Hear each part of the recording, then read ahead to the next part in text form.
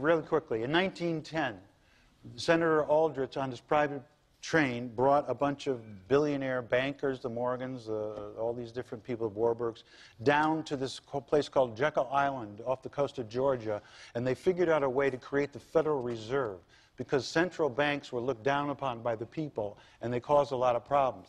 By creating the Federal Reserve, they convinced the Congress and the people that the Federal Reserve is a government arm. It's not. They borrow money from private banks. We're owned by banks, and you can't alter that. John Kennedy wanted to stop borrowing and wanted to stop using the Federal Reserve, use silver certificates to determine the value of the dollar, and print money through the Treasury. So they exploded his head. The point is... Well, that's quite a connection you make. Yeah.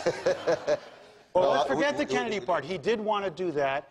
He did want to buy the Federal... Isn't it the Federal... I've heard a lot of reasons why he got shot. I never heard that. Well, that's the reason. And that's the scam. It's not billions of dollars that banks control. It's trillions. You don't mess with the banks. And Senator Durbin said this place is owned by the banks on this floor of the Senate. You know better than anyone.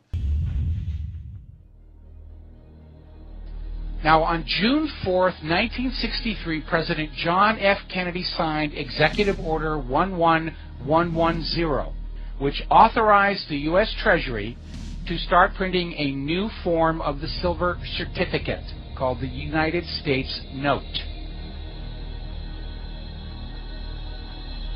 John F. Kennedy issued $4 billion worth of this new cash money, free of debt, free of interest, and it was enough money to allow the nation to conduct its business without needing to involve the private Federal Reserve Bank.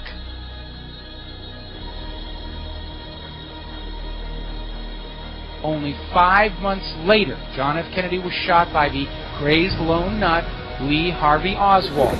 I didn't shoot anybody, sir. I haven't been told what I'm here for.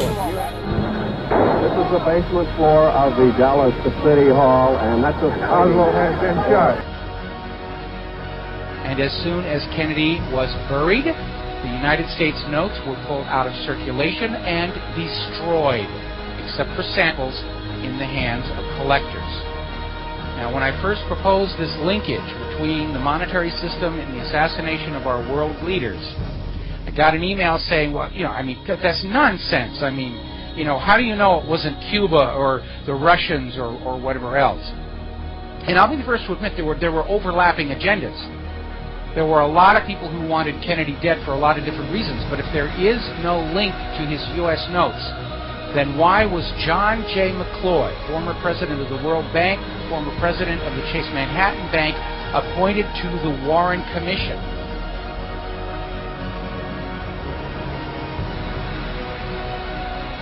I don't care what kind of a man McCloy was.